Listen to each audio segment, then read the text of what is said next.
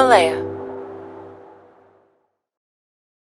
You're listening to the Girl with Self-Esteem Issues, a Himalaya learning podcast. To access my own Your Shit handbook filled with key insights and exercises, and to join a community where you can chat directly with me, go to himalaya.com/Rosie and enter promo code Rosie at checkout for your first 14 days absolutely free. I hope to chat with you there. I'm Rosie Mercado, and this is the Girl with Self-Esteem Issues, where we speak with some of today's most inspirational minds. Our guest today is beyond inspirational. He's an actor, a best-selling author, motivational speaker, and winner of Dancing with the Stars. He's JR Martinez. JR, bienvenido al podcast. How are you? Gracias. Thank you so much for having me on. It's so great to connect with you and to have this, I think, very important conversation. You and I gel very well, and we're in sync with what we are trying to put out into the world and the way we live our lives. So I'm excited to be with you. Thank you so much. Well, talking about living lives, we like to inspire, and we're going to start with our quote of the day. Let me know what you think about this. So Today's quote comes from author and motivational speaker Steve Maraboli, and it goes like this. Sometimes letting go is simply changing the labels you place on an event, looking at the same event with fresh eyes. I love that. Isn't it true? I love that. And I can relate to that in so many ways. I mean, I've had to do that so many times, as you have as well. Yeah. You know, it's you know, I like to, a lot of veterans, you know, I'm a veteran, of course, and a lot of veterans who were injured overseas in combat, they refer to that day as their alive day. I refer to it as my rebirth, because I believe that components of me died on that day and other components of me were born. And so for me, I've had all these rebirths over the course of 17 years since that day in 2003. And for me, it's always about like, okay, there's a scenario, but I have to be able to allow maybe a component of that to die in order to be able to receive the new thing that is there waiting for me. I'm just, you know, because of my own beliefs and because of my own pressures that I put on this particular outcome in this particular situation or this particular person, I'm not allowing myself to see what it could bring to me and the value that it has. But talking about rebirth, I love how you've gotten to this level of maturity, acceptance, and personal responsibility of looking at something that could be so completely negative and that you could victimize yourself from, but you've taken this personal stand in strength from it and called it a rebirth. What do you think? What led to you to come to this wisdom of viewing it with those new eyes? Because that's what it's about, viewing painful experiences and being able to look at with new eyes and look at the wisdom that's wrapped around it and where it's pushing you towards. Like it's an open door if we choose to see it. Yeah, there were so many little moments, milestones throughout. You know, I was 19 years old when I was injured, right, in Iraq. And so what tools do you really have at the age of 19 years old? Not very many.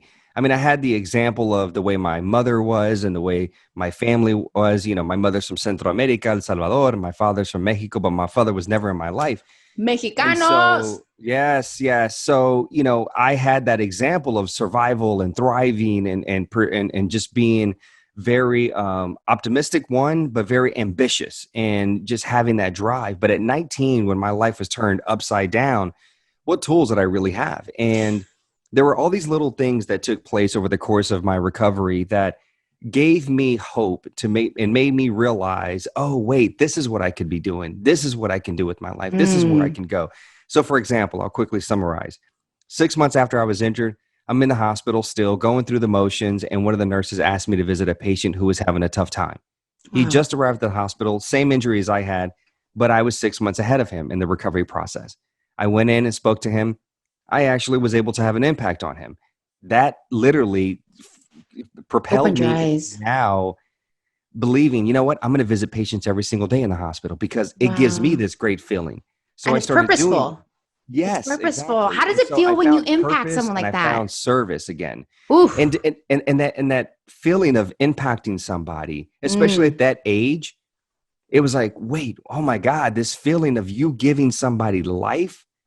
It gave me life, yet I wasn't doing it for me. I thought I was just doing it for them. But in reality, my heart and my soul was doing it because what it was giving back to me. And that's one of the biggest misconceptions related to like doing stuff for other people, even strangers, is people are like, what's in it for me?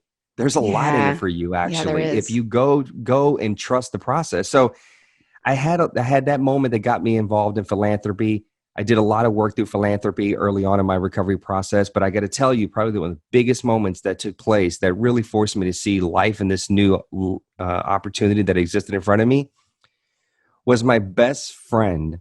One day after I got out of the Army, this is probably about 4 years after I was injured. And I'm just an unpleasant kid. I'm 24 years old. I'm mad at the world. I'm getting a lot of rejection in the civilian world, as we military personnel call it. And he said to me, he said, man, you got to deal with a lot of the wounds you have.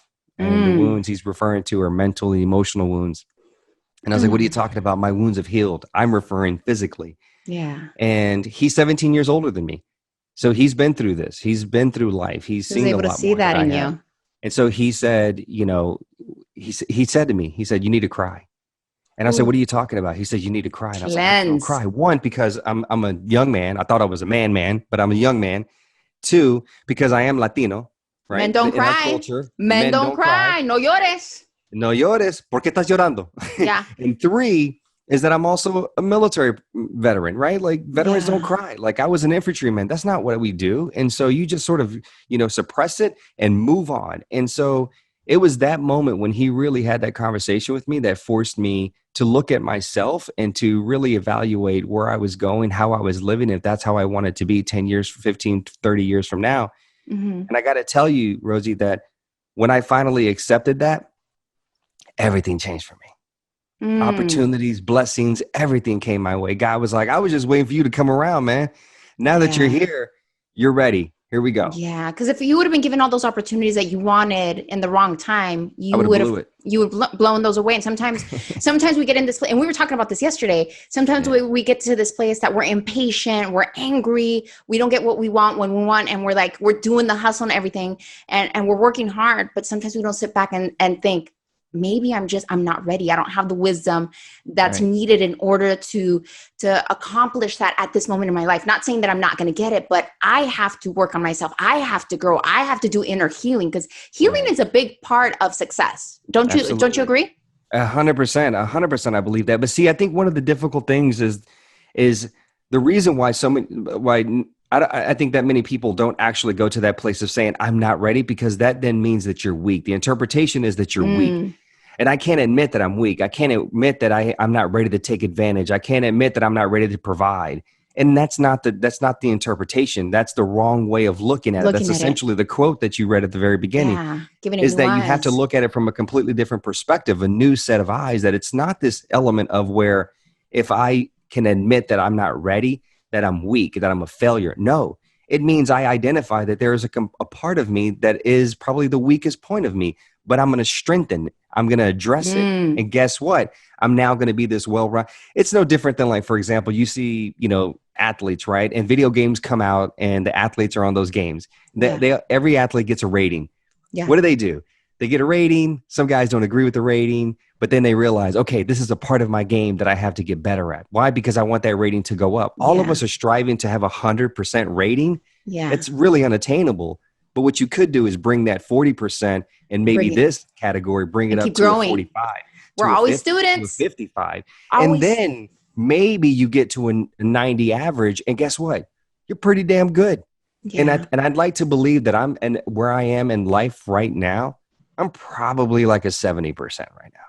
And there's always, and what I love about that is that there's always room for growth. You celebrate your growth and you acknowledge where you're at. But I think for me, being in this point in my life, I've grown so much and I've done so much healing, there's a lot in the doing, in the personal doing. And it's not that I understand now that if I would have gotten opportunities years ago, I would have not been successful. I would have failed miserably. Why? Because I wasn't prepared. There was a lot of growing, a lot of wisdom that I had, a lot of understanding that I had to go through.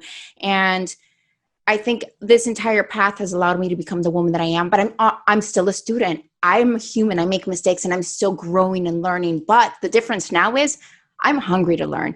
I want to grow. I'm willing to feed my spirit, willing to feed my mind. I'm searching for the books, listening to the podcast. I'm out educating myself, connecting with people who have stories. Listening to your story empowers me there's growth. And even in our darkest moments, there's something that we could be grateful. Why? Because it takes our path into a new journey that adds meaning if we choose to add meaning not only to our lives, but to everybody else. Now, Yeah. one thing that was interesting, you said that your father was Mexican, right? Yeah, he is. And De that Monterrey. de Monterrey, De and you said Monterrey. that he wasn't involved, right? No, he wasn't. Unfortunately, he left when I was 9 months old. Again, this is one of those things where timing, and if you just stick with life and you stick with the challenging times that don't make sense in the moment, and you of course Yeah. want the answer, you have to stick with life and ride it out. I guarantee the answer eventually comes. So What was when I the was nine, answer? What did you find? Like I think for young men or just anybody who's gone through that their dad's not there. yeah. I know because my kids went through it. My Yeah. kids, and I'm thankful that I have my father. But for someone that's gone through that, what was your learning lesson, and how did you deal knowing that he wasn't there? So it was tough as a kid growing up. It really was. I felt like there were a lot of situations that I found myself in. I was born in Louisiana, but I moved to Arkansas when I was 9 years old. I was one of the first Hispanic kids to arrive in Hope, Arkansas, predominantly white, predominantly black. And of course, I was picked on, teased all the time for being Hispanic. And even when Hispanics started to show up, I thought, okay, here's, this is my crew, this is my clique. Yeah. And I found myself not being accepted by them either because I didn't speak the same way that they did or have the same experiences that they did. So I literally found myself in this sort of this triangle, kind of stuck in the center point with all these different cultures around it. And I didn't feel like I can connect. And I found myself being picked on, I'd get jumped, by people just because they found me I was by myself. And I think those are moments for me where a father would have been incredibly helpful, right? To guide me, to give me some tools, to allow me to be, this strong person, I guess, right? And Yeah. so I always had this desire to want to know my father and wanting and asking the question, like, am I not good enough, right? That's what I kept Oh, saying. the And I got to curiosities. tell you though, Rosie, so here I am. I'm 37 years old now. So when I was 36, so this is 2019, right before I turned 36 years old, I actually met my father for the first time. He is in Monterrey, Mexico right now. And when I met him, I was sad. I was Hold sad. on. How did you find him?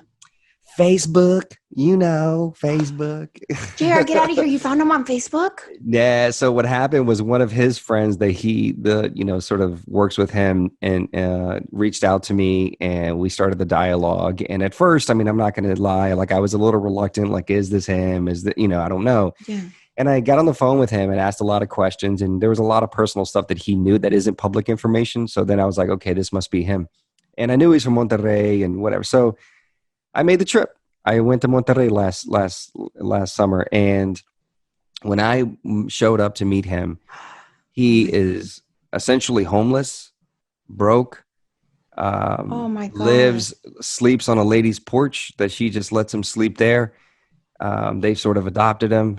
He had a backpack, and inside of his backpack had broken, reading glasses, and it had like a dried up tortilla that's probably been there for a couple of days. And he was like, "No, that's what I eat." And How did that make you it feel when you saw that? it broke my heart. It really did. I'm not going to sit here and paint myself as this incredible human being that has this incredible amounts of compassion and sympathy. But there was a part of me that was like, yeah, I feel bad for this man. And I feel bad that this is his living condition. But let me tell you more importantly what I learned about this. And of course, asking the question why he left me and why he left my mother. He was just like, listen, I just forgot about you. I was too busy doing other things. And needless to say, it turned out that he also had more kids. After me, he went and had more kids and left them fatherless as well. And when I think about it, after that visit was over, you know what I think about? What do you think about? Thank God he left. Thank Ooh. God he wasn't in my life as a child. And I said to him, you know what you did teach me, even though you weren't there? You taught me what not to do, which is to leave, to run away. Just because I didn't understand something as a father and it was brand new to me doesn't mean that I run away from it. So you definitely taught me that. So I appreciate that lesson. But it also made me realize I'm glad he left. Had he stuck around, I would have followed his example. I would have been the guy that got involved in drugs and drinking and got in and out of jail, which is why he's in Mexico now. So you know what? Thank God you left me with a strong woman like my mother to raise me to be who I am today. It's a beautiful thing that you could sit there peacefully and understand the lesson. And that even though throughout the years you have that question, like you said, am I not enough? Because I know my kids have gone through that and they ask, why isn't he there? Like the curiosity. And I always say, I never have anything bad to say, but I always tell my kids, in time, God will reveal the answers. Be patient and don't question yourself. It's not about you. I know you don't understand that right now, but it's not about you. How does it feel to just answer that question after so many years? Was there like a sense of just peace and understanding and letting go? Yeah, I'm at peace now. So I'm at peace. I always had this question that if I never met him and I found out he passed away, I'd have this void inside of me and this chapter of my life that never had closure. Now I feel like I have closure. Now I feel like I understand. I can move forward with my life. I can focus on the things that I need to focus on. So it definitely gave me closure. And it was just it was emotional. It definitely was an emotional experience, as you can imagine. And Yeah. What it made me realize is that I always was enough. Just like your children, they are enough. Yeah. Unfortunately, he didn't feel like he was enough in order to give us what we deserved. Tell me, for those that don't understand your story. So you went through a moment in Iraq that completely changed your life in an instant. Can you tell me a little bit about that? Yeah, so I joined the military right after high school. It was September of 2002, September 12th to be exact. And I went off to basic training. I was there for 3 months. Once I graduated from basic training, which was December of 2002, I was assigned to my unit, which was January of 2003. 2 months later, in March of 2003, I deployed to Iraq. Now, I give that timeline because I think it is incredibly important for people to understand that it's not just unique to me, unfortunately. There are so many service members that when they join the military, it's quick. They immediately find themselves in a combat zone. Here I was, 19 years old, 6 months after joining the military at war in Iraq, not knowing what to do, not necessarily having a lot of the training that I needed and that was required to give to me because we didn't have the time. But on the 5th of April of 2003, I was driving a truck through a city called Karbala when the front left tire of the Humvee that I was driving ran over a roadside bomb. There were 4 of us in the Humvee, and 3 of the other 3 guys were thrown out of the vehicle because of the force of the explosion. But I was trapped inside, and I was completely conscious. And for the next 5 minutes, Rosie, there's no other way to put this besides what it was. I was essentially burning alive. I can see my hands changing. I literally can see my hands changing, and I think people know what that means. And I was gasping for air. This is pretty much what it consisted of for 5 minutes. It was help, help, because I had broken ribs, so I couldn't breathe. And in the mix of me trying to get air, all I was doing was inhaling the smoke from the fire, which actually did more damage to me than the actual physical burns themselves, because now it was damaging my lungs and my liver and my organs. And, you've heard a lot of people that have had similar experiences, talk about this, where they say that somehow, for some reason, in those moments, everything just slows down. It almost comes to a complete halt. And it feels like you've been in there for like 50 minutes versus 5. And I thought about my mother. I thought about all the things that I wanted to do. Did you really? I did. Yeah. And I'll tell you something, again, this is another example of how you just got to be patient. Things don't always make sense in the moment. It comes to you later. My mother had 2 daughters in El Salvador. Uh-huh. And then she made the trip to the United States of America seeking opportunity. She came here. She met my father, ended up having me. Had me here. My mother was undocumented. So she couldn't take me back to El Salvador. Well, she could have, but she was like, this is his country. He deserves to be here. I'm going to try to bring my daughters over. Yeah. One of my sisters, her name is Annabelle. She was born with a disability. And one of the motivations for our mother to come to the United States was to be able to make enough money to buy her a wheelchair, because my sister would literally crawl around in El Campo. That's where they lived, right? They didn't live in a city. Well, when I was 3 years old, my mother got a call and was told that sister, Annabelle, had passed away. And my mother could not go back to El Salvador because she was afraid, of course, she would never be able to come back to the United States and allow me to take advantage of what was available to me. When I went to El Salvador for the second time when I was 9 years old, I went to my sister Annabelle's gravesite, standing there for the first time at 9 years old, and I got incredibly emotional. I couldn't make sense why I was emotional. It didn't make sense to me at all. Didn't make sense to anybody because I never met her. I never spoke to her. But But you knew needless to that she say, existed. yes. And then I go home, we come home, we move on. 10 years later, I'm trapped inside of this burning truck. And you know who appears to me? Annabelle. I Annabelle appears to me in the only way that I've ever seen her. I've only seen her in one form. It's a one picture that my mother has of her. It's a grainy picture. It's an old picture, black and white photo, but I see her. And she appears to me and she speaks to me and she tells me that I'm going to be okay. She tells me I'm going to be fine. And I got to tell you, Rosie, that it felt like maybe half a second, whatever that is, milliseconds. I don't know what that is. I was pulled out of that Humvee and I started the medevac process, where I ended up in San Antonio, Texas. I was in a medical induced coma, but I was still alive. And there was a chance that I was going to make it. There was a chance I wasn't going to make it, but there was a chance I was going to make it. And when I came out of that coma 3 weeks later, so the end of April, I recounted the story to my mother, the experience. And I told her, I was like, I think she's my guardian angel. So it made sense now when I was 9 years old, why I felt such a deep some connection to her. connection. She's been with me. She's been with us.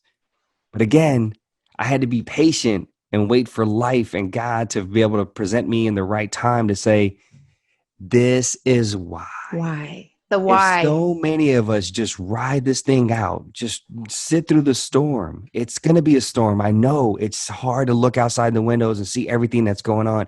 Just sit with it. Trust yourself. Trust your people. Sit with it. It comes to you later in life. I promise you. What were your thoughts in that moment? I mean, you feel that she's present there like a guardian angel. Moments after you're going through this process, the healing process, because it's not an easy one, a very painful one. Mhm. What goes through your mind during the darkness? And this is now in the hospital, you mean? Yeah, in the Yeah. hospital. 19 years old. I tell people that immediately after I came out of my coma, I lost my identities. And what I mean by that is I lost the identity that I knew for 19 years of my life, the way that I looked, my appearance. You know, I was always called handsome. You know, look at him, he's so handsome. And now I looked in the mirror and I didn't see a handsome person looking back at me. So that identity was taken away.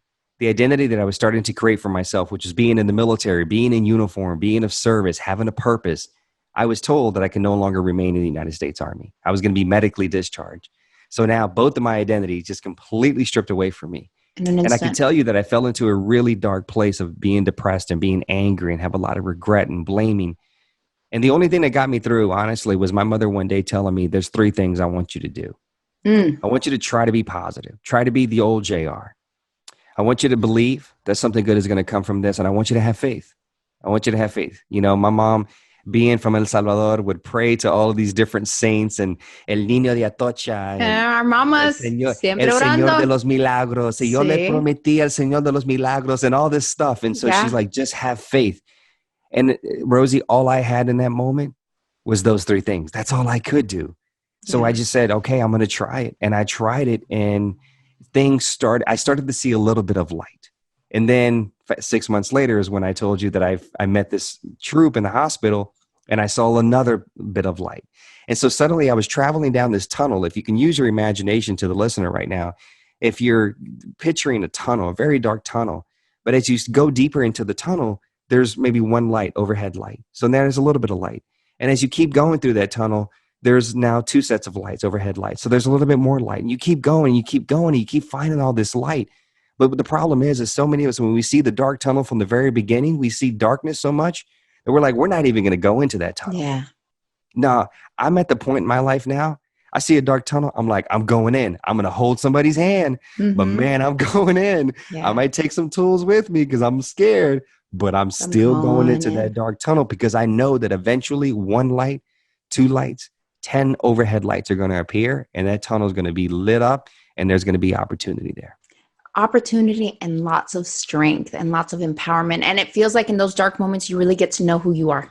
Yeah. You get to know your strengths. You get to know how, I mean, you've gotten to this point, you've overcome so much and you have such a beautiful spirit. And I think that's a testament of when you look at things in a way that you're grateful and you have a strong mom behind you that says, have faith, keep going, something good is going to come. Like hearing those words, if you're listening right now, have faith, be strong, something good's going to come out of it. It will be revealed. And when you start seeing that light, it keeps growing, it keeps growing. And your light, I mean, you really lit up. Like there was so many blessings that came out of this. I mean, talk about becoming a motivational speaker. You Yeah. became a motivational speaker. You went Dancing with the Stars. You've had the biggest purpose in your life to impact other people and the things that they're going through. How does this all feel? Surreal. It feels surreal, like, because I don't see myself as what some people may look at me as, right? Like, I just see myself as a person that is surviving, is trying to thrive and trying to learn and trying to grow every single day. I see myself as a person who's not perfect, is nowhere near perfection. As I mentioned earlier, I feel like I'm at 70% right now, my rating. And I know that I'm 37 years old, and I know that there's a lot of room, and I'm probably Yeah. not going to reach that my highest percentage until maybe my last day on this earth. But until then, I'm still going to be striving for 71%, 72%, 75%. And so, it feels surreal. It really does. Like, I don't feel like I'm qualified to be doing the things that I'm doing in many ways, and it's just, for me, I just kiss it up to God, and I'm like, thank you for putting me in a position and trusting me, and allowing me to see the power that I actually have, that honestly every single one of us have. I don't like to put this, I don't like to elevate myself, and the reason why is because it's not that I'm not proud of my accomplishments. Of course I am. I don't like to elevate myself and boast about, my accomplishments, because I don't want people to think that when they look at my life, they think it's unattainable for them. Yeah. I want people to understand that prior to the entertainment industry, prior to that platform that I had, I was a 19-year-old kid that had his life turned completely upside down. All of us have been there at some point or another. Maybe Mm-hmm. not 19, maybe 9, maybe 29, Maybe maybe right 30, now. maybe 40. It can, but I want people to understand that when my life was turned upside down, I didn't have all the tools.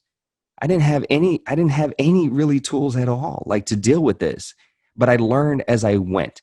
But I was willing to put one foot in front of the other. Mm. And so that's why, for me, yes, I've accomplished some great things. And for me, every time I step outside of my house, I am representing not only my family, I'm representing the people that I represent in different communities: burn survivors, military veterans, people that have gone through adversity, cancer survivors, people with different disabilities. Even though we like to say in the disability community, at least I like to say, is that I like to diss the dis and disability and prove to the world that I have nothing but ability. So that's what Woo! drives me every day. Hey. What drives me every day. I listened to you yesterday. You and I talked yesterday because I interviewed you for my podcast, and you left something on me that was so powerful. And you kept talking about how you left these seeds of love. Everything for you was about leaving seeds of love with people. And, on social media, people said something to you, or in person.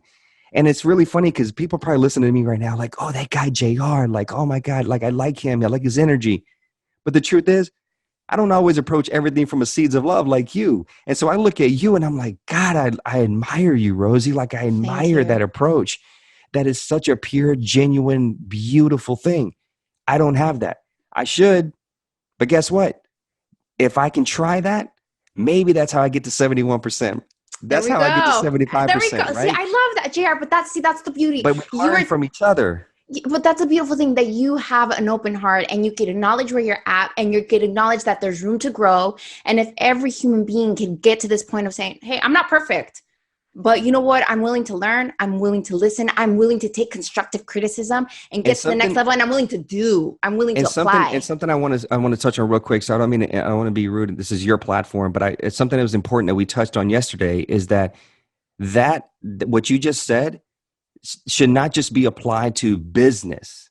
It should be applied to personal. Yeah. When you're at home with your spouse, with your partner, with your children, with your friends, you have to be willing to Yeah. listen to the constructive criticism. Listen to understand. Don't listen to respond. So many of us are so defensive that if somebody close to you tells you, hey, something about Mm. yourself, you get all defensive. Well, you did. No, don't worry Mm. about that. Yeah. Take the criticism and process it and evaluate it. I'm learning that every single day with my wife. I'm learning ways that, as much as have this beautiful gift with words, it also can be a curse sometimes, because sometimes I say things that are my truth and are too honest, and I don't need to speak my mind sometimes. Yeah. But I'm willing to listen to her. She's willing to listen to me. And collectively, we find ways to move forward. I love that. Well, JR, I like to call this Rosie's Takeaways, where I ask my guests a moment of adversity that really moved you forward, that you really don't talk about, and that left you a great lesson that just changed you. We know that you went through a moment in Iraq, the fatherhood. Wow, that piece was really strong, but something that you're like, this was another lesson in my life that made me the man that I am today. I'd have to tell you, it was definitely that moment when I sat in that car with my best friend in the passenger seat and he told me to cry. I was 24 years old and I was lost and I was angry at the world. And he told me that I needed to heal. And him creating a safe space and allowing me to be vulnerable without any judgment. I'm going to tell you how powerful that moment was. Before that interaction, he would always tell me he loved me every time like we got off the phone or every time we left one another. And I would always say, all right, I'll talk to you later. The next day after that interaction, I'm the first one that said, I love you. Because I'd actually felt like I now understood what it meant to actually tell a man that I love him and not being this weird thing. Like, because that's what I was raised, because I wasn't comfortable telling a man I love you. Plus, there was unfortunately, this notion that if you tell a man you love him, it was like, what does that mean? Yeah. Now, the next day, I was like, I love you, man. And now, he's my best friend. He's my mentor. He's the godfather to my daughter. He's Uncle Dan. He's everything. But I can tell you that now I'm the first one that always says, I love you, man. He taught me that. Wow. And that was one of the most beautiful things that I think I've been taught is that element of unconditional love. And now I try to pass that on to everybody else I encounter. JR, thank you so much for your time, for your powerful words. There's so many lessons today that we learned, so much that we learned about you. Where can people find you? Where can they find more inspiration? Thank you. Thank you for that. Thank you for having me on. Seriously. Thank you. I mean, this is such an organic conversation between the two of us that I think we can talk for hours on end. So yeah. I just appreciate it. So I know that this is going to be a conversation we'll continue, but I'm on social media at I am JR Martinez or my website, jrmartinez.com. So, come play around, come see what my silly butt's up to and, just try to inspire the world. Thank you so much, JR, for being on the podcast. You guys are listening to The Girl with Self-Esteem Issues. Vulnerability is our willingness to take risks and expose ourselves emotionally to others. Researcher and author Brené Brown once said, if we want greater clarity in our purpose or deeper and more meaningful spiritual lives, vulnerability is the path. Vulnerability and trust go hand in hand in relationships. While it can be tricky to decide which one comes first, both qualities build off each other to deepen a connection. By allowing ourselves to be seen, we allow others to put themselves in our shoes, and vulnerability builds empathy and understanding for everyone involved. When we are vulnerable, we allow ourselves to be seen and accepted exactly as we are. This benefit of acceptance can in turn build our own self-acceptance. Being vulnerable, while scary, is necessary to help you find people who will accept you for your authentic self. Staying vulnerable helps us consistently recognize our value as a unique and independent human being, while giving us the courage to reveal ourselves in that way that strengthens our connections. Remember, I'm always here to help you and always here to grow with you. If you want to hear more about my journey, be sure to check out my memoir, The Girl with Self-Esteem Issues, available both in English and Spanish through HarperCollins and HarperOne. You can find the link to purchase in the show description wherever you're listening to this podcast. Hey guys, this is Rosie Mercado, and this is the look of the day. My top is provided by Chic and Curvy Boutique. We have jewelry by Melinda Maria Jewelry, makeup by Drea, hair by Jennifer Arias, and of course, nails by Lily. Thank you for listening to The Girl with Self-Esteem Issues, a Himalaya learning podcast. To access my Own Your Shit handbook filled with key insights and exercises, and to join a community where you can chat directly with me, go to Himalaya.com/Rosie and enter promo code Rosie at checkout and get 14 days absolutely free. I hope to see you there.